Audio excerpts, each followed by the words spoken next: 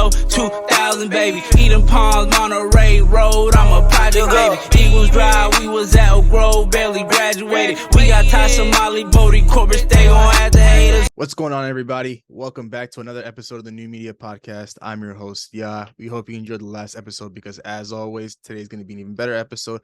I got the whole crew with me. Everybody's in the house today, and Week 13 just got wrapped up. So, of course, it's only right that we talk about it. But, of course, before we jump into Week 13 of the NFL season, temperature check. How's everybody doing today? I think all our teams got to win this week, right? Yeah, we beat the Rams, man. It was cool. You know, I said blowout, but it was a fun game. I mean, it's a rare occasion, man. Where all of our teams get a win. You know, it hasn't happened a whole lot this season, but you know, I guess we're all in the winners club this week. But let's go ahead and jump right into Week 13.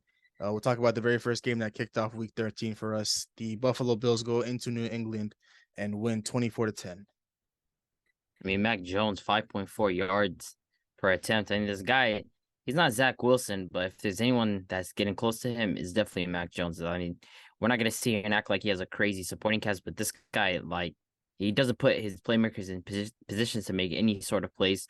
I mean, never impressed me with his arm at all. Like, he's had a couple good games this season, but other than that, like, he hasn't really shown me like as much potential as he's quote unquote supposed to have, or at least people say he does, but that's a different discussion. On the other end, I mean, Josh Allen did what he needed to. I had them coming into this game, and I felt like Mac Jones wasn't going to do anything. And Josh Allen on the other side, I mean, he's one of the best quarterbacks in the NFL, and he did what he needed to do. He got 2 touchdowns, got Diggs involved, and the Bills got the win, especially against a divisional rival. I mean, it's important, so it's a good win. Good one for the Bills, man. They came in, they grinded out the game. Josh Allen, 220 yards, 2 touchdowns. Wasn't much, but I feel like the defense played phenomenal on the other side of the ball against the Patriots. They didn't let the run game going. They kept Mac Jones under 200 yards, and it's crazy that your leading receiver on the Patriots was a cornerback that caught a touchdown for you. So pretty embarrassing with the skill positions that they got over there. They got a cornerback playing receiver for them. They need to fix that up, shape that up. Belichick's missing on a couple players right there, but other than that, man, Bills got a big win right here, sitting at 9-3. So good one for them. Yeah, overall good one for the Bills. I think you guys also hit it right on the head. But I want to talk about Mac Jones and his comments about. I don't know who he was yelling at. I think it might have been the offensive coordinators talking about the run game was garbage and throw the ball or something like that. I just feel like this offense, man, they're pretty much babying him. And of course, they're not providing him enough weapons to be successful in a system like this. Like Jacoby Myers is your best weapon, and then after that it's Devontae Parker, who's been always injured throughout his career, and then you sign 2 tight ends like Hunter Henry and Jonnu Smith, guys that have been successful on other franchises, but not necessarily in New England. And then of course Ramondre Stevenson in the backfield, who's of course a dual threat running back. I had no hope and no expectations for this Patriots team coming into this game. I mean, the Bills, they came in here and knew what they wanted to do, and that's exactly what they did, and that was getting a win. And this one was actually very important, because now they sit at number 1, back at the top where they belong in the AFC. So this is a much needed win for them, and they got it. And I think now it's like no looking back for the Buffalo Bills moving forward. So I don't think we'll see much losing from them for the rest of the season. But we'll go ahead and move on to our Sunday slate of games. We'll start off with the Pittsburgh Steelers going on the road to Atlanta and getting a close win, 19-16. I mean, coming to this game, I didn't expect like any sort of a quarterback showdown. I mean, it's Kenny Pickett versus Marcus Mariota. Like, come on. Nobody's expecting fireworks, but of course, I picked the Steelers to win this game on the backs of their defense, and it's good that both Hayward brothers came up big in this game, which is kind of a nice thing to see. And Najee continues to be better every single week, so that's a good sign for him. I mean, the Steelers team is just relying on his defense to get the job done. I think they allowed only 1 touchdown to the Falcons. So again, their defense is a testament to how good they are, and that's the way that they're going to win games. I mean, just run the ball and play defense. That's really it for this team. And I just feel like at this point, their pass catchers aren't going to have a big season with Kenny Pickett at the helm, but we're going to have to see. So I think it's a good one for the Steelers. They came in, and like I said, but IB did say last week, we're going to pick them just because of their defense and somewhat of the run game, and that's what they did. I mean, Pickett didn't really have a much bad of a game, 197 yards and a touchdown, game management game. But other than that, the game to me was really slow.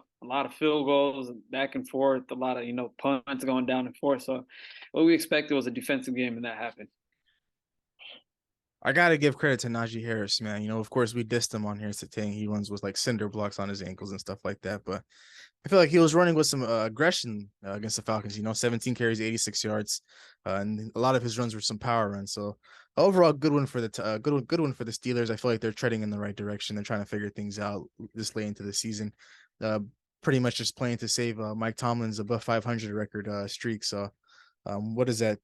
3 out of the last 4 that they've won. So they got some interesting games coming up: Baltimore, Carolina, Vegas Raiders, Baltimore once again, and Cleveland. So a lot of those games are divisional games, and a lot of games, divisional games can go either way. So overall, good win for the Steelers. The Falcons, you know, being in a very tight divisional race with teams like the Buccaneers and the Saints, they needed this one badly, and they didn't get it. And so I feel like the window of opportunity to make the playoffs by winning the division is, you know, slimming by the day. So it's a tough scene for them. So good one for the Steelers.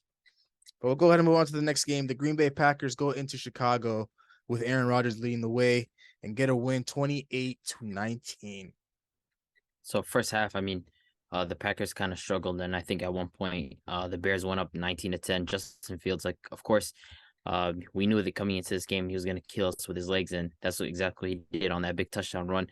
But after that point of 19-10, I mean, the Packers just locked in 18 straight points, and then they didn't allow they literally just put the Bears away in this game. I mean, Aaron Rodgers led three touchdown drives, and then one was, I believe, an end around to Christian Watson. Another touchdown was AJ Dillon, and then of course we got the Jair pick. And so, I mean, the Packers, I think now we feel like we're literally on the cusp of potentially making a playoff push, depending on how this season goes out.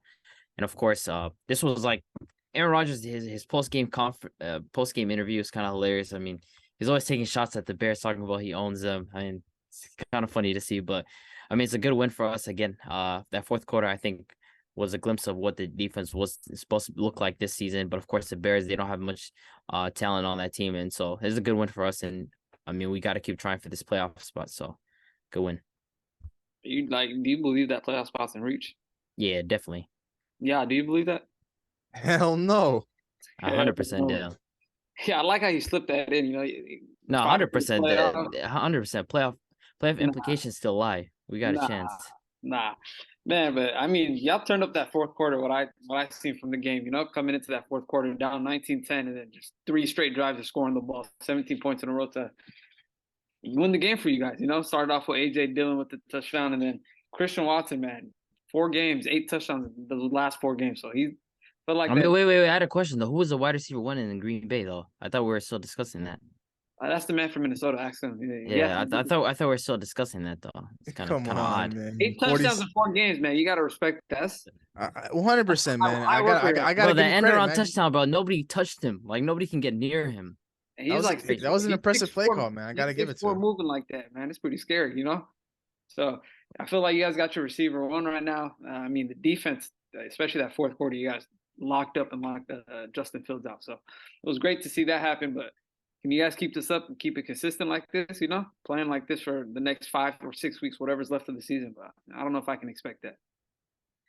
Yeah, I mean, to speak about Christian Watson, first things first. I already apologized to him last week. He's the true wide receiver 1 in Green Bay. You know, he had himself a decent game, 3 catches, 48 yards and a touchdown. And then, of course, that big rushing touchdown for 46 yards. I feel like the Bears had this game won. They were in control of this game for a majority of it.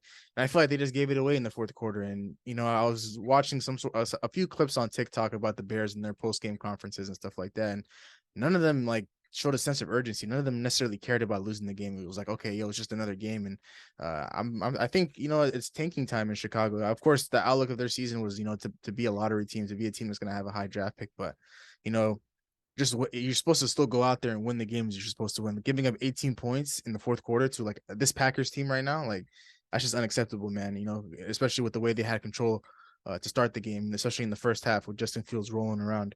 But I mean, overall, good win for Aaron Rodgers and company. But do I believe they'll turn their season around and make the playoffs? They're sitting at a record of 5-8, and there's a lot of teams ahead of them right now: the Washington Commanders, the Detroit Lions, and the Atlanta Falcons. So it's going to be an interesting last couple weeks towards the end of the season to see how everything shapes up. But I still don't think that the Packers are good enough to make the playoffs. I think depending on their schedule, they got a bye week this week. Then they have to regroup and play a home game versus the Rams, and then Miami, Minnesota, and Detroit.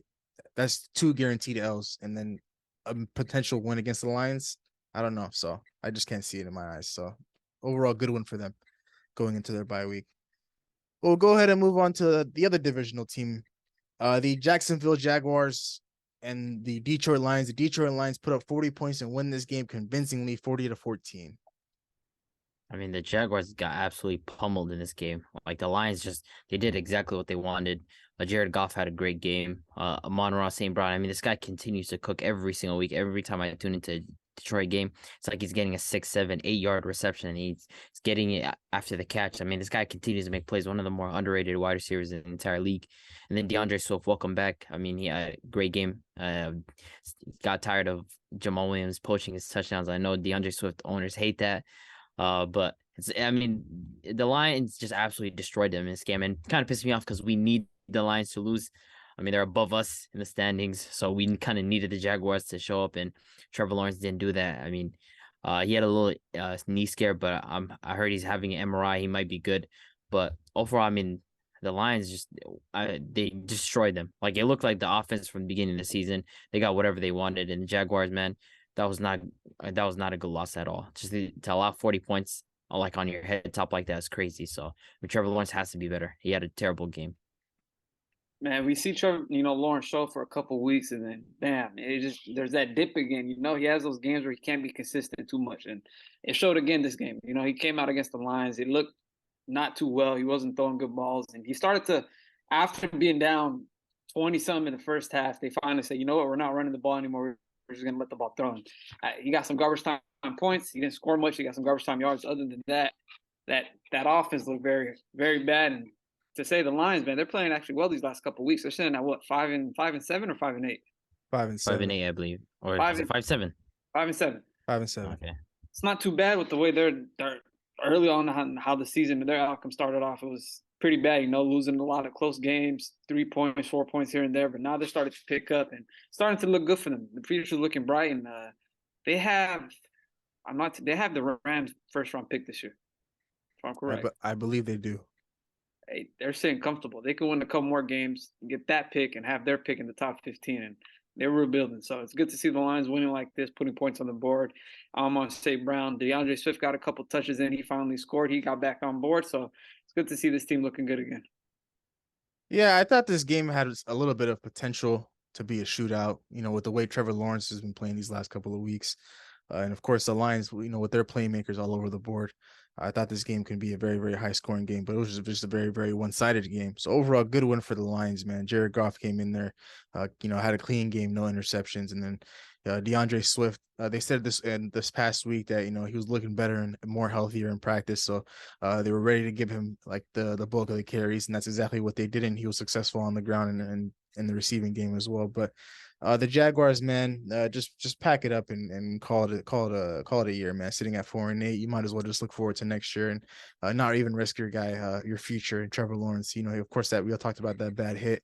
That could have been worse. The Jaguars definitely got lucky with that one. They got away with a terrible injury. So overall, good one for the Lions. The Jaguars just shut it down. But I'm not too sure if the Lions can, turn their season around and at least make a competitive push for the playoffs. But hey, man, they sit a little below the Washington Commanders, so I got to give them credit there.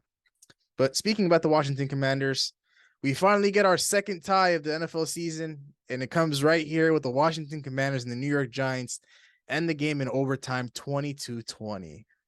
This is a tough one because it felt like each team had a chance to win this game, and like it just didn't happen because one time one team had the ball in overtime, then the other team had it. And it's just like, damn, like who's gonna close out the game? And we ended up in a tie. Brian Robinson continues to look good in every single week. I mean, we call this guy an NPC. We said he spawned out of nowhere. Wait, this guy's been hooping, man. And of course, Scary Terry, we don't need to talk about him. The guy just does it every week with Taylor Heineke throwing him the ball on the other side. I mean, the Giants, Saquon Barkley didn't have the greatest of games, but he had all right. He did well receiving, and then he got his rushing touchdown. So, I mean, this was a game that I had the Giants winning just because I felt like they're coming in with a little bit more reason to win this game, motivation. I mean, they had come off some losses that they shouldn't have had. And I just felt like this was a game that they let slip. But of course, they're right there with the Commanders. And so it gets kind of interesting now in the NFC. Well, like what's going to happen between these two teams? Who's going to end up making the playoffs? Maybe they both do. But like usually we say good win, but this is a tie, man. Yeah, man. I felt like this whole game it was just back and forth. Commander started off with a 10-0 lead, and then Giants come back second quarter, straight 10 points, and then after that it was just touchdown and then touchdown, and then nothing else after that. So they were going back and forth, and that was the case for OT. Get on the field, 3 and out. Get on the field, 3 and out, and then switch back and then switch back, and it could end the game. But the Commanders, man, Brian Robinson, Heineke, and Scary Terry, they're leading the way for them, man. I really thought the Commanders' defense was going to play better, but I felt like they let Daniel Jones have a good day yesterday. I feel like he ended up with like 300-some yards, 2 touchdowns, and he played good. So both these teams, man, fighting for a playoff spot, and Seattle's right there with them, sitting at 7-5. So there's those 3 teams, and I'm hoping these 2 teams can lose a couple games. We pick up a couple wins these next couple of weeks. So I'm pretty sure they play each other one more time, right? Yeah, in 2 weeks. They play each other one more time, man. So we'll tune into that game and see how it turns out. Hopefully not another tie. Yeah, man. This game, like you guys said, this game really could have gone either way, man. Each team had their opportunities.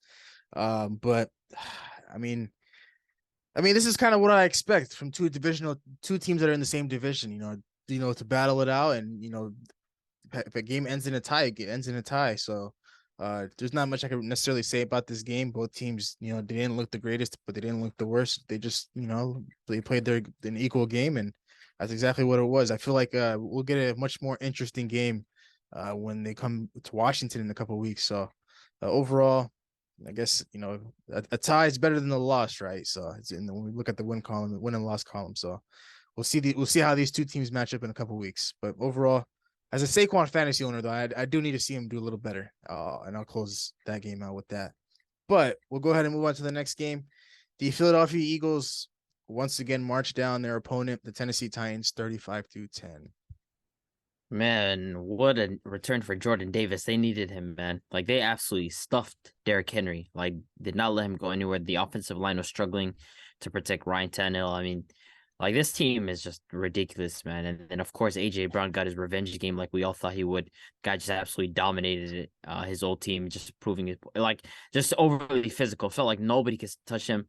And then Jalen Hurts, the guy got it done in the air. Usually there's criticisms about how he gets it done. Talk about he usually does it on the ground, but now he did it through the air. And there might be discussions about right now if he's the MVP. I mean, Patrick Mahomes, after losing to Joe Burrow tonight, does this make him slip to second? And does that move Jalen Hurts to number 1? That's a discussion maybe we should have. But I mean, the guy's been phenomenal all season long. I think he's leading the NFL in total touchdowns amongst quarterbacks. If I'm right, I think now he might be leading after today. I need to fact check that because I know Mahomes is probably at 30 and Jalen Hurts is probably like 28, 29. So, I mean, they're right neck and neck. I mean, and then one guy has an amazing record. So, I mean, is Jalen Hurts the MVP? I don't know. You guys tell me, but it's a good win for the Eagles. Great win for the Eagles, man. Me and Abdul, how we were talking about last week that we need to see Jalen Hurts throw the ball 40 times and get above 350 pass yards and 3 touchdowns. He heard our episode last week, responded back 380 pass yards, 40 attempts, 3 touchdowns, and he had a rushing touchdown on the field as well. So he was an offensive juggernaut.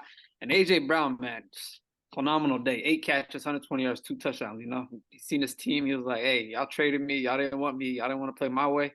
I'm here. He had a 40-yard touchdown call back.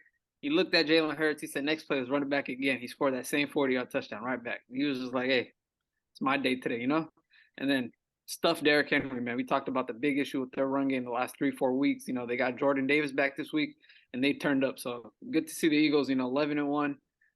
Defense looking fantastic again with Jordan Davis at the helm.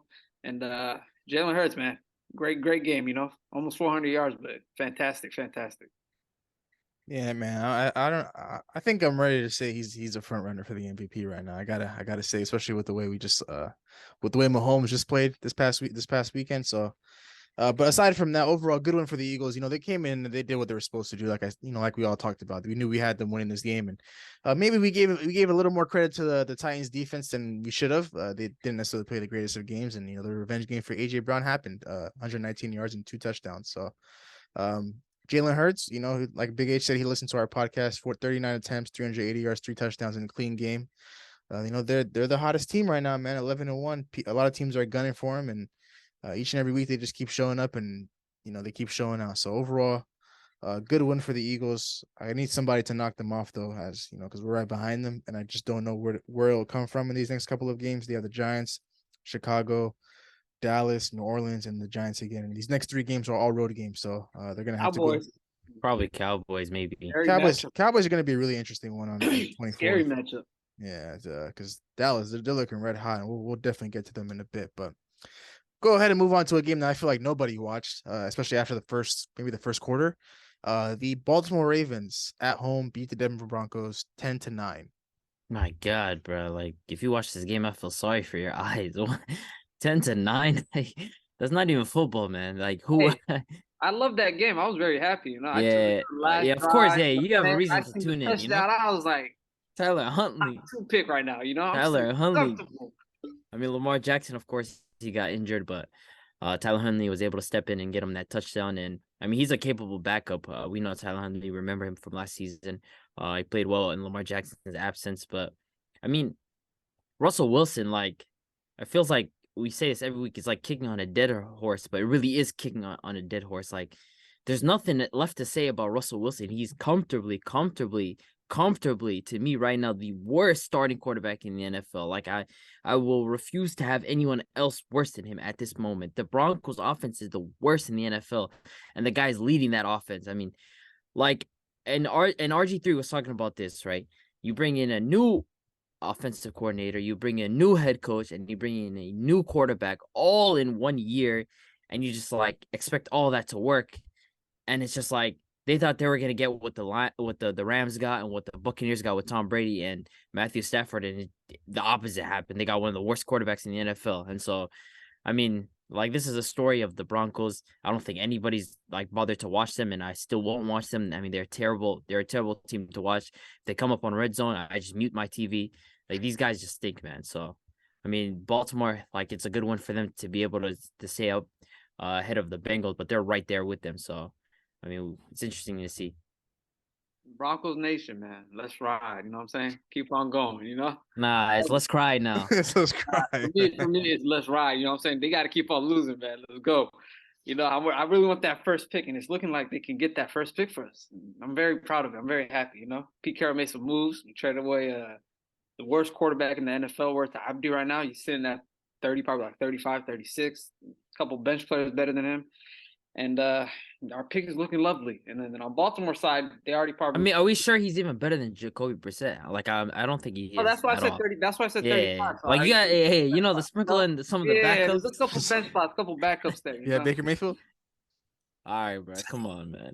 Like, that's 2 twins. Come on, man. There's like your Jordan Loves, there's your Tyler Hunleys, there's your Jacoby Brissett's. Like, you can keep going. There's a bunch of Drew Locks, you know what I'm saying? But there's when you some get to the backups. category of Baker Mayfield, yeah, like, that's 2 twins. Nah, Baker Mayfield. That's where you guys draw the line, bro. But keep going. But Baltimore, they rolled out. I'm pretty sure they're gonna roll out Lamar this week. They play who again? I'm not too sure. They play. I can go ahead and fact check that for you. They play the Steelers. Steelers, That's yeah, the worst. Steelers, And that's yeah. the worst matchup. Lamar out, and I feel like Huntley, he's a good quarterback. He played okay against the Broncos defense, but like Abdi said last year, he won him a couple crucial games. He kept the team afloat. But overall, they played fantastic defense, and they came out with a W. So they're sitting right now still on top of the division, and they see the Bengals at the end of the year. So Lamar get healthy and get right for that last game. Yeah, man, this was an ugly watch, like you guys all said. But man, once again, the Denver Broncos defense stepping up and showing out each and every week, holding the Baltimore Ravens to pretty much 3 points up until that very final drive, right? If Russell Wilson game manages the game a little better, the game's probably going to end in, 9-3 game, the way it was going. But man, Russell Wilson he's just not good right now. He's terrible. And a defense can only hold up for so long, but like I keep mentioning, in previous weeks, and I'm gonna mention it again, bro. If I play defense for the Denver Broncos, I legit want to kill this guy in the locker room. There's nothing more I can do. Like I can't go out there on offense and defense, like to hold the team to less than 10, pretty much less than 10 points, and hold them to 3 points the majority of the game, bro. The Broncos are supposed to put up at least 18, 19 points. So overall, man, this is a good one for the Ravens. Huntley, can he, steady the ship while Lamar Jackson is out? It just really depends on their next slate of games because I just don't know how the Ravens are going to move with this Lamar Jackson injury, and how Lamar Jackson is going to want to go about this injury with himself, especially with the contract looming around. Does he just want to sit out and wait till he's 100% healthy, or does he want to kind of force his way back a little early? With the way the season is going, they can fight for the top spot in the division or a wild card spot. So, Huntley, we saw some flashes last year, but there's it's any given Sunday, man. And some teams they got on their schedule these next couple of weeks, like Pittsburgh's no slouch. It's a divisional game, and it's Huntley versus Kenny Pickett, so it's not necessarily a crazy matchup. But then you have to go on the road and play Deshaun Watson, and then you have to play Pittsburgh Steelers again in the Bengals at the end of the season. But Lamar Jackson might be back for that. So for these next maybe 2-3 weeks, I'm assuming Lamar Jackson will be out. It's gonna be they need to split that with the Steelers and Browns. They got to go 1-1. Yeah, they got to split. Steelers defense does something to the Ravens every time they play. It's no joke. But the Ravens defense is nice right now. They in flow too. So yeah, both defenses are nice. Of course, divisional matchups. It's always gonna go. It's gonna be head to head. So I'm expecting nothing more than a competitive game, nothing less than that actually. So, and this guy Russell Wilson, man, I got nothing to say, bro. I said in the beginning of the year these guys were gonna be a big disappointment, and I could never picture this in my wildest dreams. So, but overall, good one for the Ravens. They needed this one. I feel like the Ravens deserve to lose this game more than they supposed to win. But the Broncos, they'll gift you wins. It's Christmas time, close to Christmas time, and they just gift the Ravens a win. So, but we'll go ahead and move on to the next game. The Cleveland Browns, get a win on the road in Houston, and Deshaun Watson's return to Houston and his return to the NFL, 27-14. He didn't necessarily play great though. But yeah, I'd be an understatement to say he didn't play great. I mean, he was looking like me and Big H out there. He played like that guy was terrible. Like he actually looked like someone that hasn't played football in 2 years. I mean, just absolutely rusty. But of course, we're not gonna hold that too much against him. He hasn't played football that much. But we said it's gonna be a while for him to shake off that rust. I mean, the guy's come back after 2 years of no football. But the Browns defense just absolutely just dominated the Texans. Like, there's nothing to write home about this Texans team. They're not going to win games. Like I started Deshaun Watson fantasy thinking I was going to get a revenge game, but the guy was garbage for me. But I mean, it's a good win for the Browns. And, we always say this about them early in the season. If they had gotten some of those wins and getting Deshaun Watson back now, maybe things would have changed for this season. And so it is a good win. And on the Texans side, of course, not much to say about them. They're not looking to win much. They're literally tanking. So good win for the Browns. I just looked at the Texans' record. They're sitting at 1-10. Yeah, I'll be happy with the second pick of the draft. So Texans, they already secured the first pick, and the Browns, man, they could have been sitting at 8-4 right now. If they clutched up a couple of those games early on in the season and getting Deshaun Watson back, could have been a playoff push. Even at right now, they're sitting at 5-7. I'm pretty sure the Jets at 7-5. They're 2 games out with 5 games left in the season. Anything's possible. Anything's possible for them. So they go 5-0 the rest of the season, man. They, maybe get that 7th spot in the playoffs, and who knows what could happen with that team. But Deshaun Watson, he looked like some cheeks, some ass out there. I ain't gonna lie. 130 yards. I expected more against the Texas defense. Like I ain't gonna lie. I ain't gonna lie. I started him thinking he's gonna do something, bro. He had 130 yards and an interception. Like, whoa, come on. He stunk it up. He looked bad. Like I thought he was gonna find the end zone, man. That's just the one thing I thought. I thought he was gonna score at least once. I had Amari Cooper in the fantasy league, and I really needed some points, and I was praying Jacoby Brissett came in the game. I ain't gonna lie to you. Now this guy, trying to big brain is saying, the NFL's gonna keep the score close. Hey, okay, the NFL can't do nothing if Kyle Allen, the Texans quarterback, is gifting the Cleveland Browns defense fantasy points, bro, and touchdowns. What the NFL can't do anything about that. Nah, man. Yeah, bro. They wasn't gonna let this happen, bro. They're gonna keep it close. That defense carried the game, man, and they won it. So, like I said, Brown schedule, they got Bengals, Ravens, Saints, Commanders, and Steelers. So anything's possible for them. So whatever we see next week against the Bengals. I can't trust Deshaun Watson. Yeah, let's keep it pushing. Hey man, I got nothing to say about this Texans team besides the fact that they're just pretty much, gifting turnovers to the Cleveland Browns. I think there was just one fumble recovery for Denzel Ward where, they're trying to get out of their end zone and the ball just popped up and he just saw it, he picked it up and just literally walked in 2 seconds later. So, but speaking about Deshaun Watson, of course we didn't predict him to do anything crazy. I mean, I thought he played a little better than when he put on display. I thought he was going to at least throw for a touchdown and rush for a touchdown, being in a familiar spot in Houston. But I feel like next week we'll see a better version of him. But, it's a very big matchup. They kind of need to reel these wins off as they try to, at least try to make a final push for the wild card spot. And I feel like anything's possible. Their schedule is pretty easy outside of the Cincinnati game that's coming up. They got some interesting matchups. So I'm looking forward to see what Deshaun Watson does moving forward. And maybe he can turn the season around for the Cleveland Browns. Who knows? Depending on what the Chargers do and what the Raiders do and what the Patriots do. So, and the Jets as well. So overall, good one for them and their season, I guess. And good one for Deshaun Watson. Welcome back to the league. But we'll go ahead and close out our 10 o'clock slated games with my Minnesota Vikings. At home, we get a win against the New York Jets, 27-22. This one, I mean, the Jets defense is no joke. I mean, Kirk Cousins was struggling against this team, but I think overall he did a good job of at least protecting the football. He didn't turn it over with an interception, but at the same time, I mean, it's not like they had huge production from their wide receivers. Of course, JJ, he's gonna get his touchdown, but other than that, I mean, Dalvin Cook got involved and then Madison got his touchdown. But overall, it felt like the Vikings towards the end of this game. I mean, the second half, like, feels like it's becoming a story, but if we have to give them credit for something, is their ability to close out games. I mean, comparison to last year they were losing a bunch of close games, and this year it's like they're able to finish out games and they're able to control games, and so it's a good win for the Vikings. And of course, Mike White. I mean, he started off the game slow, but he started to cook up. And Garrett Wilson, I mean, that guy's a ridiculous talent, absolutely ridiculous, just a monster at the wide receiver position, and he continues to get better and better every week. And he's not missing Zach Wilson whatsoever. So, I mean, they just lost, but it's a good win for the Vikings. If Geno Smith was that quarterback there, and DK was playing and Tyler Lockett was playing, I'm just saying, different story, different outcome. But I'll wait for the playoffs for that to happen. The Vikings team, to me, I don't know, man. Sometimes they look good, sometimes they look bad. One side they're good, one side they're bad. I felt like the Jets could have come out with the W, but couple plays here and there, they missed, especially in that end zone where he dropped a touchdown. And I was just like, oh, crucial. But every week it's the same with the Vikings. They don't break, but they bend sometimes, but they don't break. So it's a good one for them. Jets in at 7-5. They got some big games coming up, so we'll see what happens.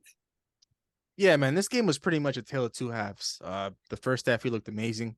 We're looking good on both sides of the ball, offense and defense. I think we went into the second half. I think we were up 20-6.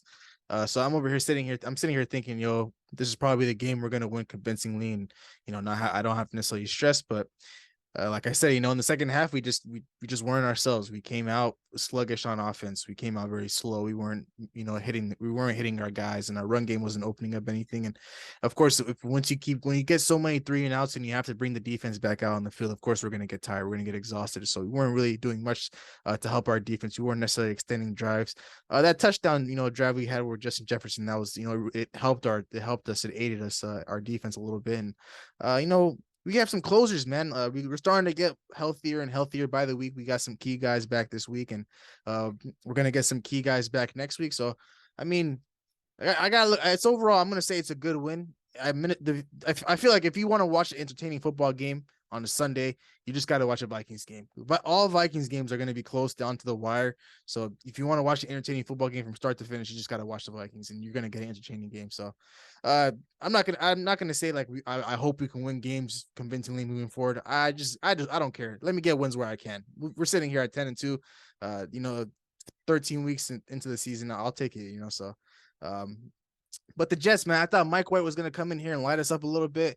He started off slow, started to heat up towards the end of the game, but, not throwing for a touchdown. I give credit to our defense for stopping him. But we got out of the gauntlet, at 3-1, man. We had the Bills. We got a win there. We lost to Dallas. And we bounced right back against the Patriots, and then we just closed it out with the Jets. So I'll take 3-1, and now the last slate of our games towards the end of the season. I think we have the Giants left, the Packers one more time, the Chicago Bears, and then we have the Detroit Lions this upcoming week. So I don't know, man. I think my predictions were 13 or what was it, 13-5 or no 13-4. It's looking like it, man. Just got to win 3 more games somehow. So, but good win from my Minnesota Vikings, man. Move on to next week. But we'll go ahead and move on to our afternoon slate of games. We'll go ahead and start with Big H's team, the Seattle Seahawks, winning a nail biter versus the Los Angeles Rams, 27-23. Let's just speak about DK. Son and Jalen Ramsey, man, for the game-winning touchdown in the end zone, man. The drive before, he told him, hey, let's come over to the other side, motion over. He didn't want to motion over, The next drive, Jalen's on him, a little crossing route down the middle, and he just bullies him for the touchdown. That's it. That's Seattle football right there. We're sitting at 7-5. It's beautiful. It was a very close game against the horrible Rams offense, but yeah, it's the question of our run defense. Cam Akers had a nice day. He had 90 yards, 2 rushing touchdowns. He played great. I don't know where he came from. I thought he was on the dog leash. I thought he was not playing for the Rams anymore. He just popped up out of nowhere. So other than that, our defense, Tyreek Woolen, he stepped it up, had an interception, a couple tackles, a couple pass deflections, and he played phenomenally well. Again, leading the league, 6 interception, might be rookie of the year. Who knows what's going to happen between him and Sauce Gardner. But like I'm saying, I like our chances going into the playoffs with the rest of the season, the rest of the games we got on. So let's go Seahawks. Of course, like the Seahawks defense, it's kind of just like it's been up and down. Like they've allowed big plays, but Geno Smith, it doesn't matter to him when it comes to closing out games. I mean, this guy's just been on a different level this season. Like some of these throws, like we rave about it every single week, but some of these throws that Geno Smith does is just like we don't really see that from your average quarterback. And like this, I feel like this just shifted Seattle's plans coming into this season to. Should we just continue with Geno Smith for another year or two and just see how things go? I mean, the guy's just been playing phenomenal.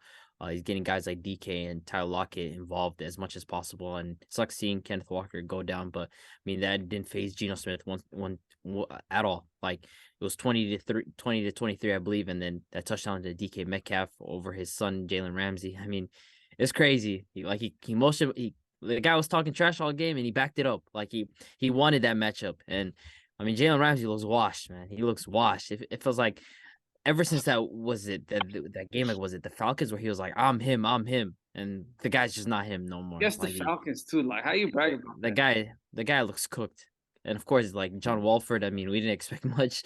It's John Walford, man. We didn't expect much, but Cam Akers had a good game, and that Seattle run defense, man, it's leaky. Like if they play a team with a good running game, it's scary because. Like it's open up and Cam Akers is garbage. And so to let him kind of like run a bit over you, he didn't have a huge day, but he still got his punches in. And so they got to fix that run defense.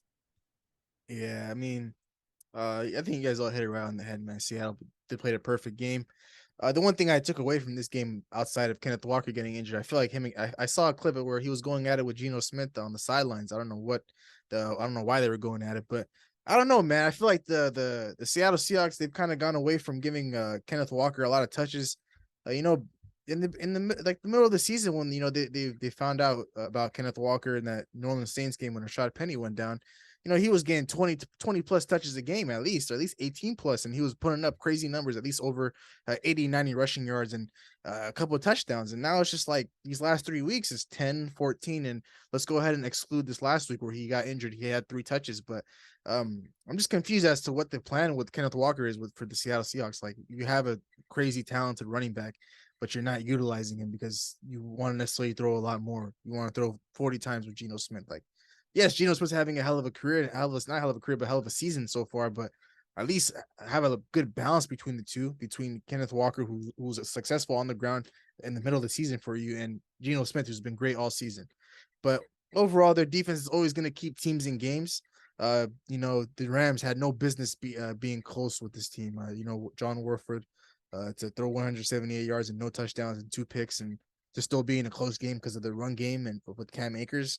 The Seattle Seahawks have a lot of problems on that side of the ball. They have some bright spots on that side of the ball, but also a lot of holes that they need to fill this offseason. But this offense, man, when you have two guys that can go over 100 yards and a touchdown, that's they're always going to keep you in game. So it's just always going to have to end up in a shootout for Seattle. But overall, good one for Seattle. They needed this one because I think things are starting to tighten up towards the wild card race in the NFC. So they need to get wins where they can. And this is one of the games where they're supposed to get a win. So good one for them.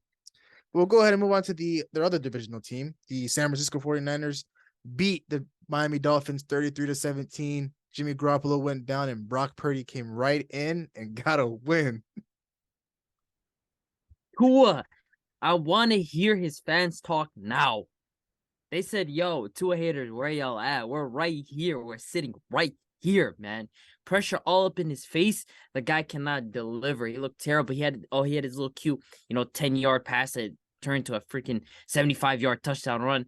And then after that, it's just like he got pummeled this game, absolutely abused by this Niners team. And to lose that matchup against a guy named John Purdy, like, come on, man. Like, come on, Tua. Like, where was this? Like, you thought this was like the Texans? Like, come on. He's finally playing a top 20 defense and he looks terrible. The guy got abused by Nick Bosa. Like, the Niners defense did exactly what they wanted to. I mean, there's a reason why I have these guys as contenders, like just a complete football team all around. Even with the loss of Jimmy Garoppolo for this game, John Purdy came in and he did a good enough job to get him that win. Christian McCaffrey, of course, was a dual threat. And Tua, like, this is who he is. The amount of inaccuracies this game, the amount of just his timing on his throws was terrible. Like, the guy looked bothered. And that's the thing about Tua. I said this coming to this game, he was going to get bothered. And he did get bothered, and he was unable to connect on his throws. And this is who Tua is as a quarterback. He's not a particularly great or talented quarterback, and this was what I was expecting when I seen this matchup. So, I mean, a fair play to me. I got proven right. Yeah, I picked the Niners to win, man. And it's crazy. Jimmy G went out, and I was like, who the hell is this guy coming in? They're talking about Mr. Irrelevant, and man, this guy came in and outplayed Tua.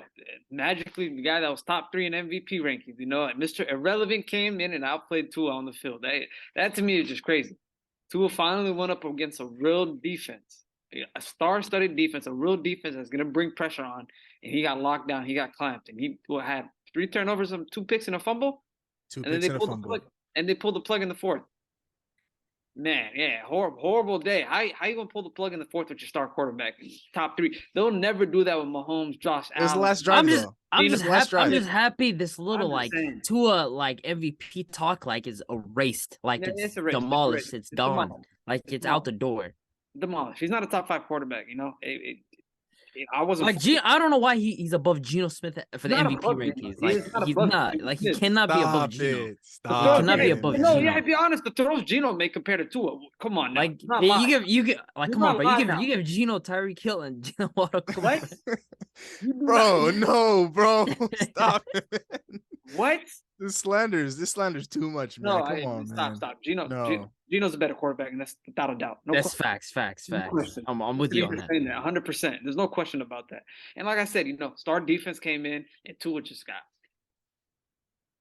locked up. Locked up, man. That's all I gotta say. Good one for the Niners, man. Bad loss with Jimmy G. But the thing is, Kyle Shanahan, man, he's the quarterback whisperer. So, he got Mr. Irrelevant in that backfield with him. So he might be able to do something with him. But the thing is with Shanahan, before, this time he couldn't get, put the quarterback in shackles like he used to, play his game plan. He kind of let him go out there, play loose, let him have his fun. Who knows what happens next week? Shanahan might lock him up, and it'll be, the 100 yards passing, that's it. Yeah, man. It's a very unfortunate situation, but to speak on Tua, man, he just had a bad game. This is his first loss so far this season. He ran into an elite defense, and he struggled mightily. The run game wasn't successful. They had pretty much 7 touches for Raheem Mostert, 30 yards, and Jeff Wilson was unsuccessful on the ground. And I feel like Jalen Waddle got banged up at some point in the game, but he came back. But him and Tua weren't able to connect on a lot of throws, and it was just pretty much him and Tyreek Hill, that try to keep the game alive. But those turnovers are very costly. There was this one interception where he just pretty much overthrew Tyreek Hill and straight into the hands of the Niners defensive back. So, and also, I mean, it's just overall a bad loss for Tua. Nothing to write home about it for him. You just got to pack it in for next week and move on from it. but you know, I know all the haters are waiting for this moment. You know, it's been a long season so far, 13 weeks, and they waited for this exact moment to slander Tua. So, you know, it happens. You know, every he's gonna be the punching bag for this week, but when he bounces back next week against the Chargers on Sunday night, there's not gonna be much talk to say about it. There's not gonna be much to say about him after that. But to speak about the Niners, man, it's just an unfortunate situation because when do we ever see a franchise lose both their quarterbacks, their starting quarterback and their backup quarterback? Like Trey Lance came into the season as a starter, broken ankle early on in the season. I think it was like week 2. And then we have Jimmy Garoppolo, who a guy they wanted to kick out of the building and move on from. They ended up bringing him back as a luxury and a backup quarterback, and he's able to come back in and start again. And next thing you know, he breaks his foot and is out for the season.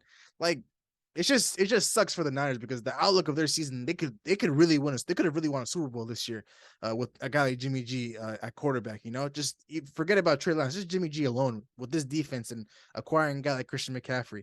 But now that they don't have Jimmy Garoppolo and they have Brock Purdy leading the way, do you bring in a quarterback, you know, on free agency? I don't know. I don't know if you go after a guy like Baker Mayfield, you know, he's in the market right now, and then or you know Ryan Fitzpatrick is in the market. You know, of course I've been seeing some hearing and seeing some things on social media. I also saw something interesting though. They might want to give Drew Brees a call. Maybe a guy who got struck by lightning this past weekend, supposedly, you know, maybe he wants to come back and you know throw you know dink and dunk passes to these Niners weapons. But the one thing that the Niners have to do moving forward that they were trying to avoid is giving CMC a crazy workload and a crazy, you know, just a crazy workload. Like when they acquired Christian McCaffrey, the whole game plan for him was to, you know, limit his touches and limit his workload because of his injury history and just kind of, you know, run a little bit of a committee in that backfield. But, you know, of course, CMC is going to be the lead back. He's going to be the dual threat back and the weapon that you brought him here to be, you know. So, but now that Jimmy Garoppolo is out, they have to give CMC at least 25 touches because now the only 2 things they have going for them, which they've been having, which has been going for them this entire season, is their run game and their defense. The defense will always keep you in games, and then the run game has to be pretty much A1 because you don't necessarily have a reliable, like a trustable, reliable quarterback, you know, under center. So overall, this is a good one for the Niners, man. They're a team that's been reeling off wins. They set a record of 8-4 now, but their record doesn't tell their full story of their season. You know, with Jimmy Garoppolo, they're one of the best teams in the league. But now with Brock Purdy, I don't know. You know, if Kyle Shanahan is going to let him throw for 37 times again and try to maybe limit his throws and just game manage him and maybe give CMC more touches here and there. But I guess we're just going to have to wait and see how the season goes for them. But, you know, unfortunate for the Niners to lose both your starting quarterbacks in the same season. We'd never hear about that in the NFL. But, you know, of course it's going to happen to the Niners. But overall, good win for them. They needed this one. Miami Dolphins, they'll go ahead and bounce back next week on Sunday night. I'm sure Tua will be all right. Nothing to write home, you know, nothing crazy. But you guys want to slander Tua? Let's go ahead and get into the next game. My Cincinnati Bengals, yes, my Cincinnati Bengals go into on the road actually, at home beat the Kansas City Chiefs. You said mine? Yeah, my Cincinnati Bengals, man. Take that Vikings no, bro. the Bengals at home beat the Kansas City Chiefs and the so-called front runner for the MVP award, Patrick Mahomes, 27-24, man. I mean, once Patrick Mahomes there, there's Tua. So, like, we're expecting like great things from Patrick Mahomes. I mean, Tua is Tua, you know. So let's calm down there. But regarding this game, I mean, the Bengals, like, it's very rarely do you come across a team, rather a quarterback that beats Patrick Mahomes twice. And I believe there's only 2 quarterbacks now, just Joe Burrow and Tom Brady, to be able to beat Patrick Mahomes twice. Like, it's very difficult to come up against Patrick Mahomes and beat him twice. Like, guy's just ridiculous in one season.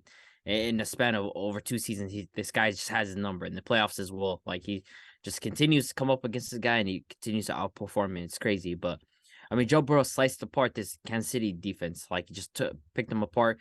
And he would have had even bigger stat line if Tyler Boyd didn't have the craziest touchdown drop. I mean, the guy's wide open, like literally wide open as it gets and drops it. But I mean, Joe Burrow had a monster game. He really cooled off this Kansas City team. And for Patrick Mahomes, like, that was their lowest, I believe, yardage of the season. Just overall bad game for him. Like, he was unable to get past this defense. Like, they did a great job. And I feel like the Bengals defense has really turned it up ever since the early part of the season where we're criticizing them. And they've done a phenomenal job. And Joe Burrow, man, ever since that one horrific week 1 game. Like he's been going up and up and up every single week and continues to improve his play. So credit to them, and that race in the AFC North is getting tighter and tighter by the week. Yeah, man. Great one for the Bengals, man. They came in there and Burrow just outplayed Mahomes. It's plain and simple, man. And Samaje Perine, you know, this guy just pops up, gets 160 yards, and goes about his day. And he's about to be a backup to Joe Mixon next week. And we're barely going to see him on the field. So he showed up. Jamar Chase came back, had another 100-yard game. Tyler Boyd, other than that drop he had, and that test, the end zone, he only had 5 targets, 4 catches, 60 yards, man. He could have had a touchdown with that. Could have been a bigger ball than what we expected. But on the other side of the ball, man, Chiefs offense just looked nasty. Mahomes, 16 completions, only 200 yards. And the run game was all right with McKinnon and Pacheco. But other than that, you got MVS leading your team with 70 yards, 2 catches. And they blanketed Kelsey. They blanketed Juju. They Kelsey had a fumble loss as well. Fumble loss as well. So they took out their 2 big receiver targets, and they played the deep ball very well against the Chiefs. So great win for the Bengals. Great play by the defense. And Joe Burrow, man, 2-0 against Mahomes, and that Tom Brady-esque, like, you know, magic's coming through for him. So great win for them. Let's get it right. He's 3-0 against Patrick Mahomes. I think he's the only quarterback to be 3-0 against him. 3-0. Yeah, and then the playoffs, and then 2 times in the regular season. Last time Jamar Chase went off for him for like 200 yards. But let's go ahead and get back to this game, man. I mean, are we surprised? Are we surprised that the Bengals, with all their weapons back, besides Joe Mixon, you know, at home, beat Patrick Mahomes? I'm not surprised at all. I expected the Bengals to come in here and do what they're supposed to do, because I told you guys this last week. They found their identity without Jamar Chase, and when you add a guy like Jamar Chase into that, once again, he's coming back. Of course, the sky's the limit for this offense. We know what this offense is capable of. Zach Taylor has done a tremendous job compared to the start of the season of opening up this playbook and being more creative and getting guys in better spots and giving defenses different looks. And Patrick Mahomes, man, has he won a big game this year? I feel like the two biggest games so far this year, against Buffalo at home, he lost. On the road in Cincinnati, he lost. He hasn't won a big game. And I can already tell you what the Chiefs are going to do for the end of the season. They're not going to lose a game. They're going to win out the last 5-6 games in the NFL season. They're going to win the rest of their games 100%.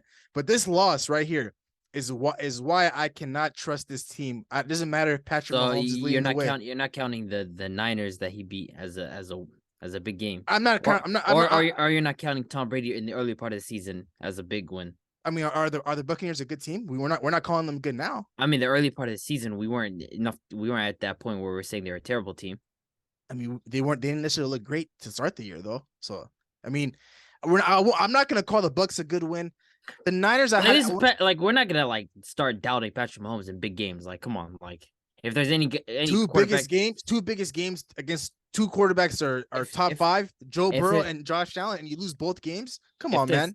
If there's any quarterback I want in a big game, it's obviously Patrick Mahomes. Like, I don't think I'm taking any other quarterback. I don't think anyone will disagree with you on that. But look at the weapons he's working with. Yes, Travis Kelce is the best tight end, one of the best tight ends to ever play, the best tight end in the league right now. But outside of Travis Kelce, the Cincinnati Bengals did a hell of a job limiting every other weapon. MVS, Juju. I know McCole Hardman's still on IR, but still.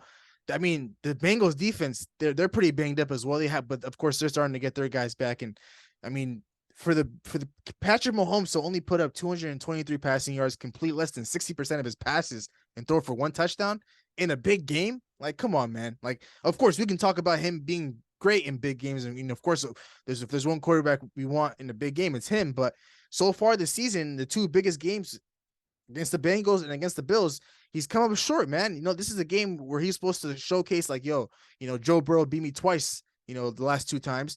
Let me go on the road and let me try to get a win against him so I can shut up all the haters. And unfortunately, he wasn't able to do that. And Joe Burrow, he's slowly sneaking himself into the MVP race. He's like a dark horse right now.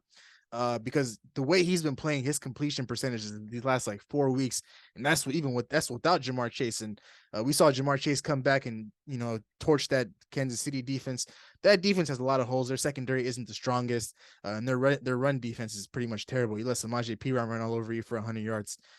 Any team can go off on you. So you're just pretty much banking on Patrick Mahomes and his greatness to overcome all the problems you have. And I just feel like this year it just won't be it for Patrick Mahomes. It just, with the way the team is constructed, Losing Tyreek Hill showed. It showed against Buffalo, and it showed over here against Cincinnati. So we're starting to see something. And 5 weeks from now, when the season is over and the Chiefs are on a crazy win streak, just don't say I didn't call it. This is something I expect for them for the rest of the season. They're just gonna win out and try to figure things out in the playoffs. But I just feel like that won't be the case this year. But overall, this is a good one for the Bengals, man. The Chiefs, they kind of needed this win because now the AFC leaders are the Buffalo Bills, and I don't think they're going to be looking back anytime soon. The Chiefs are going to try to hope that the Bills slip up somewhere to get back to that #1 seed, but I guess we're going to have to wait and see how the season plays out. But we'll go ahead and move on from that game. We'll move on to the Las Vegas Raiders at home, getting a win against the Los Angeles Chargers, 27-20. Herbert, he had his week last week against the Arizona Cardinals, but I feel like he came right back down to earth this week. What the Raiders was that 3 wins in a row?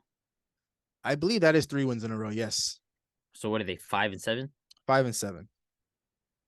Like, see how football is so simple when you give the ball to your best playmakers. Like, there's no reason to overcomplicate things. Like, you give the ball to your best running back in Josh Jacobs, you give the ball to Davante Adams, and you get results. I mean, 144 rushing yards from Josh Jacobs. This guy has just been on an absolute tear, and not the best running back in the NFL this season, without a question. I mean, the guy's just been tearing apart teams, and you can argue that they have the best wide receiver in the NFL, not just overall, but even just this season. I mean, Davante Adams, 177 yards and 2 touchdowns. Like, it's clockwork for this guy. It doesn't matter who's in front of him. Like, I see every time I go on Twitter, I see a video of this guy just making someone fall with his route running. Like, it's just embarrassing at this point.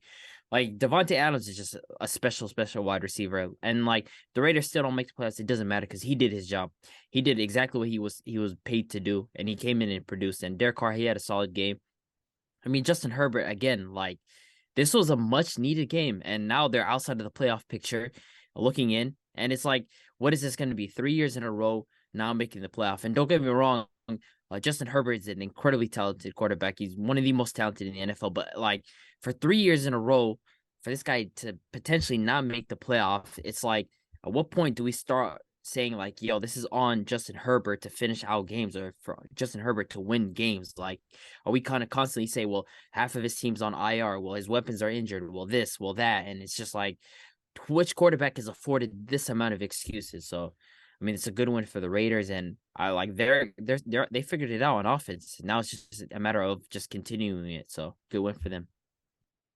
Great one for the Raiders. Davante Adams and Josh Jacobs, man. Like Abdi said, you get your ball to your 2 best playmakers, and they're going to go to work, Field day for Davante, 177 yards, 2 tugs, 144 for Josh Jacobs and a tug.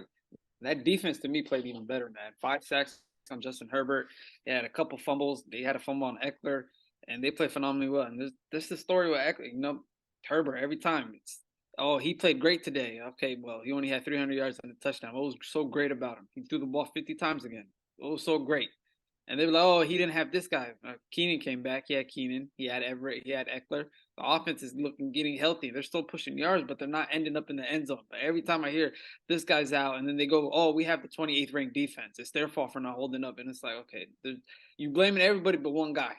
And it's like, when is he going to own up to that blame? And it's crazy to me, man. People always yell at Lamar Jackson, say, oh, it's his fault for losing with the Baltimore Ravens. It's his fault for not winning the playoff games. But Herbert's magically a top 5 quarterback, and he's about to go to his 4th season without a playoff appearance. So to me, it's a little disrespectful, and Chargers got a lot of things to talk about in this offseason, and a great win for the Raiders.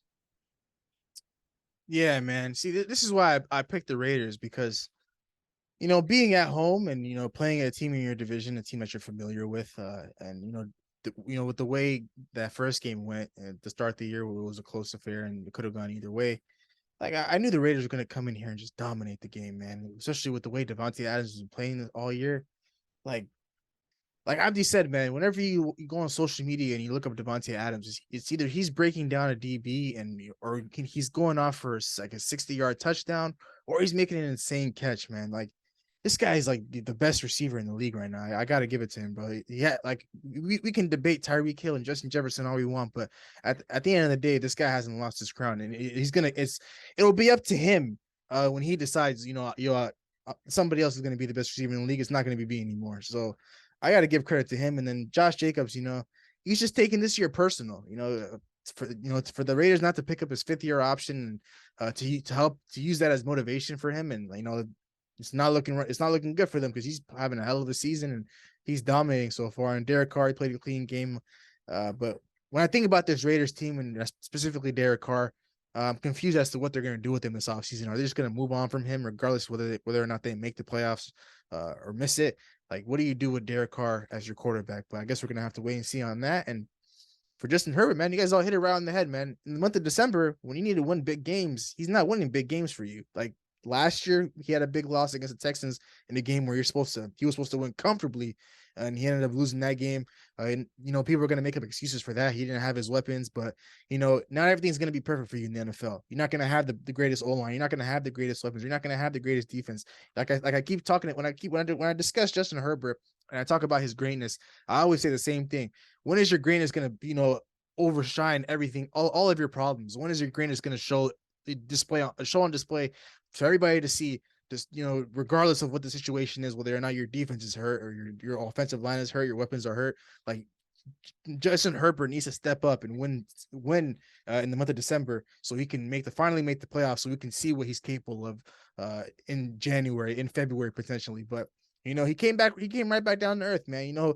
He's gonna always throw for 300 yards and a touchdown, but in the second half he tends to struggle. I think their first points in the second half came off that Keenan Allen 45-yard, 60-yard bomb. Like it doesn't have to always come down to that. The Raiders defense is pretty much terrible. Like you could be better against them, but this is who the Chargers are, and they got a tough one in this upcoming week against the Miami Dolphins, who just lost. So two teams that are looking to win, and I think the Dolphins are much more talented than these guys. So I'm making my prediction already. I'm not picking the Chargers, but overall, good win for the Raiders, man. 3 wins in a row. They might be able to sneak into a playoff spot. If they can reel off these wins towards the end of the season. But overall, man, Devontae Adams, man, that's a special player, man. And I'll leave it at that. But we'll go ahead and move on to our Sunday night matchup. Pretty much nobody watched this game, but the Dallas Cowboys obliterated the Indianapolis Colts 54-19. Fun fact, they scored 33 points in the fourth quarter, and I believe it was 21-19 going into the fourth quarter. This Cowboys team is just like we always raved about them in this about their defense towards the middle half of the season, and even when Dak was out, we're talking about their defense is going to do a phenomenal job of just carrying them with Cooper Rush at the quarterback position. But even now, their offense has found its rhythm. I mean, it's very simple. You have an amazing 1-2 punch in Tony Pollard and Ezekiel Elliott, and of course, Dak is playing efficient. He's getting the ball to his guys like CeeDee Lamb and Michael Gallup. They're both going off for touchdowns. It's just like this team. It's found its footing, like what it needs to do offensively and defensively, and it's scary. They're definitely a contender in my eyes, and of course, the Cowboys, them come playoff time, like a lot of things just happen. But as the team is constructed right now, it's a contender. Like the amount of pressure and sacks that they generate on against opposing quarterbacks, and offensively, the amount of pressure they put on you just running the ball, it's just too much to handle. And for them to drop 40 on the Vikings and then to drop another 50 bomb, it's just like, damn, this offense is crazy. So it's a credit to them.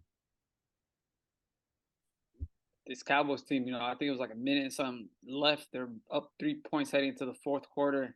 And I was like, they're probably going to clutch it up. It's the Colts, whatever. And I turned the game on, and it's 54-19. It's the same score from before. And I was like, what the hell? So see that fourth quarter eruption, and that defense scored 2 touchdowns. I think 2 touchdowns or 1 touchdown in the fourth quarter. And then Zeke and Pollard and Gallup, they're all 8. So that offense is crazy. They got pieces on that offense. And defensively, they're one of the best defensive teams. So is this the year Cowboys might make the Super Bowl?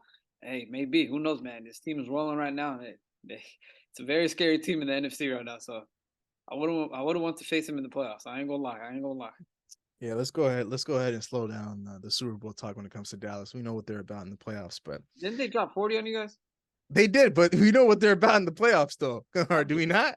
I am just saying. I mean, you're a Vikings fan. I don't know if you ever won a Super Bowl, but we never won a Super Bowl, man. We're down there with the Cowboys. They got a couple rings on them. I don't know what you're talking about. So but they haven't been successful as of late. But I get what you're trying to say. But This Cowboys team, man, you guys all hit around the head. Their defense is always has been great all season, and on offense, they're starting to hit on all cylinders. They're starting to get their guys back. You know, CeeDee Lamb's starting to find the end zone a lot more. Michael Gallup is starting to look a lot more healthier. Dalton Schultz, and then of course this running back committee of Tony Pollard and Ezekiel Elliott, I thought was laughable. You know, in the beginning of the season, is starting to look very successful. You bring in Zeke on a couple of drives, and he gets you a touchdown, and then you bring in Tony Pollard, who's a dual threat back who can catch the touchdown or rush for a touchdown. And they're just hitting on all cylinders. And what's crazy is they might end up signing OBJ, because I think OBJ was courtside with Micah Parsons and Trayvon Diggs at the Dallas Mavericks games tonight. So, you know, it's looking like, you know, the Dallas Cowboys are the front runners for Odell Beckham. And I know Odell Beckham's been watching, you know, very closely. The Dallas Cowboys put up, 50 points, and then they went on Thanksgiving. And then, of course, the way they beat us down, by 40. He might just end up signing for Dallas and, being a boost for that offense. So it's going to be interesting to see. I'm looking forward to that matchup when they got to play the Philadelphia Eagles, because I think that's going to be a true test to, what they are as a team and who they are. And I think they're capable of winning that game, because we saw a little bit of, what their defense is about against them when they had Cooper Rush. But now it's going to be a completely different story, because now you got Dak Prescott back in the fold, and you kind of have an identity on offense in the run game, and your receivers are starting to get better. And then you might potentially add Odell Beckham Jr. to that mix. And so might be scary sights for the Philadelphia Eagles, but we're just going to have to wait and see on that. But the Colts, man, you might as well just shut it down for the rest of the season, sitting at 4-8-1. You're one of the, if the Broncos weren't so bad, the Indianapolis Colts would be right there with them for being the biggest disappointment in the NFL season so far. But we thought Matt Ryan would come into Indianapolis and be a boost with the way Jonathan Taylor was playing last year, but being held back by Carson Wentz. And Carson Wentz looked much better in the Colts uniform than Matt Ryan has. So might as well shut it down. Jeff Saturday, he probably won't be the head coach next year, but he already knew he was only going to be there for a couple of weeks. So good one for the Dallas Cowboys. But we'll go ahead and move on to our last game of the week. The Tampa Bay Buccaneers at home beat the New Orleans Saints 17-16. Tom Brady, hey man, another walk-off, another game-winning drive and another game-winning touchdown for him, man. Are you gonna say they're back? No, not at all. Just making sure. But I mean, of course, like this guy, like it feels like we watched the same footage over and over again. Like things do not change about this guy. Like I feel like I get PTSD every time I see the same thing over and over again. There's a minute left. Tom Brady has the ball and he just slices you like over and over again. For the most part in this game, I mean, generally he was unsuccessful. He didn't particularly look great. And of course, the Saints defense, like when they see Tom Brady, like something happens, like they get energized. But of course, the vintage comeback drive, I mean, like just picking apart that Saints defense, and he had them exhausted, just finding his spots. And I mean, of course, in this division, like we know how terrible it is, and any win will just put you at the top. And I think they're sitting at 6-6 for now, I believe. Yeah, 6-6. Yeah, so they're sitting at 6-6. But these next 2 weeks they have some tough matchups, because they see the Niners and then they see the Bengals, and so like that's like a testament to see, like I feel like that's an actual litmus test to see if the Buccaneers are really about it. Because I feel like just overall, like the chemistry between Tom Brady and the pass catchers just hasn't been there. I feel like he's kind of been overlooking Mike Evans. Chris Godwin had a monster game like 2 weeks ago, but other than that, it's just like these pass catchers haven't really been there for Brady. It's just, I mean, I'm not gonna say their offense is back, but it is a good win for them. So, Man, almost 3.5 quarters of some shit football I've seen from the Tampa Bay Buccaneers, and they get a touchdown. And to me, the Saints, man, going down those drives, back-to-back drives, where the Tampa Bay scored 3rd and 1, they go pass the ball, and right away they punt, and it's like, okay, why are you passing the ball on 3rd and 1? Makes no sense. Okay, the next drive, 16-10, 3 minutes left on the clock. It's a 3rd and 1. They go pass the ball, and you see what happens. And it's like, what are you doing passing the ball on the 3rd and 1 again? They don't complete it, and it's like, okay, we pumped the ball. And you know what happens when TB12 gets the ball with 1 minute and 45 seconds left and the timeout, and he's marching down the field like that. It's like game over. It's really game over. But I'm not going to say Tampa Bay's Buck, they won this game. Other than that, to me, they still look like a bad team. So good one for them if you guys say it's a good one. Yeah, man. I'm not gonna sit here and call this a good one for the Buccaneers by any means. There's, of course, the Saints, they give them a tough battle, tough challenge every time they match up. And, I thought the Saints had this game won when it was like 16 to 3, I believe, going into the fourth quarter. And Tom Brady, there was a drive where it was a 4th and 3, and Todd Bowles decided to go ahead and to punt the ball back to the New Orleans Saints. And I guess that was the right call. But I don't think he's the man for the job. I think they got to move on from him and promote somebody else, or maybe bring back Bruce Arians, a guy whose voice in the locker room was being heard by the team, and a guy who demanded excellence. I feel like Todd Bowles is, he just doesn't demand excellence from his guys. And of course, his defense hasn't looked anything compared to, what we saw in 2020 when he won the Super Bowl. And this offense is, taking a dip in production. Like Mike Evans doesn't necessarily even get involved like that anymore. Like last week, he went maybe like a couple quarters without getting a catch. And it was the same story tonight. Like, I don't know what Tom Brady is seeing, because when he throws to Mike Evans can make plays. Like, of course, Chris Godwin's going to be your slant guy and your short yardage guy, and of course you have the dump offs to Rashad White and Leonard Fournette. But when you need to make a big play, you're relying more on Julio Jones and Scotty Miller, and then you're hitting the tight ends in the flat, Otter, whatever his name is, and Kyle Rudolph. Like, what about Mike Evans? What happened to the touchdown machine, Mike Evans? Like, he used to be a guy that used to have a knack for finding the end zone. 12 touchdowns, 10 plus touchdowns every year. I just feel like that hasn't been the case this year. And I feel like that their chemistry took a little bit of a dip when he dropped that 60-yard bomb to start the year, not start the year, but to start the game in Carolina. After that, it's pretty much been a tough sledding for Mike Evans and Tom Brady. But these next couple of weeks, he's going to have to rely on him heavy when you play against the Niners and you play against the Bengals. You can't just go to guys like Scotty Miller and Chris Godwin and your 2 tight ends and then the running backs. You got to give Mike Evans at least 7, 8, 9 targets, and you have to hit him in the right spots. Give him catchable balls. Don't just overthrow him and then count that as a target. That doesn't make any sense. But by no means, by any means, I'm not going to go ahead and call this a good win for the Tampa Bay Buccaneers. I don't think they'll do anything in the playoffs. Being in one of the worst divisions in the league, I'm expecting them to make the playoffs, but I don't expect Brady to do any damage. I think he's just gonna retire after this year, and a lot of guys from that Tampa Bay Buccaneers team are probably gonna look to go elsewhere. And his time in Tampa Bay is gonna come to a close real soon. But the New Orleans Saints, man, you might as well just call it a season, man. Doesn't matter how close the divisional race is. Now you're 0-2 against the Tampa Bay Buccaneers, and you're sitting at a record of 4-9. Yeah, you're pretty much out of the playoff race. It doesn't matter what your schedule looks like coming off the bye next week. You have the Atlanta Falcons after the bye, the Cleveland Browns, the Philadelphia Eagles, and the Carolina Panthers. So I'm not too sure if they can get wins anywhere. And it's crazy. Jameis Winston lost his job to an injury, and Andy Dalton hasn't really done much, and Jameis Winston still can't get his job back. That's Dennis Allen has to be the man in question here. With the way the team is going this season. So overall, a win for the Buccaneers, and that's just pretty much what it is. But that pretty much wraps up week 13 of the NFL season. Of course, before we close out our episode today, I want to get to our week 13 predictions. And so I led the way this week with a record of 13-1-1, and Abdi and Big H tied 11-3-1. So our totals are I'm still in first place, 118, 78 losses and 2 ties, and Abdi's right behind me at 116, 77 and 2 ties. And then Big H is right behind Abdi at 113, 80 losses and 2 ties. So I think we're tied going into this week, Abdi, and I was able to edge out a couple of wins against you. What was the I know the Chiefs and Bengals. You but I picked feel the like that Saints. we crossed that out, no? The Chiefs and Bengals one. I canceled that out with you with another game. You canceled that out with you didn't cancel that out with me. I mean, no. So we all had the Jags losing this week. We all had the Jags winning, but they lost, and then the tie, and then we go down to you had the Chiefs winning, and then you had the Saints winning. I had the Bengals winning and the Bucks winning.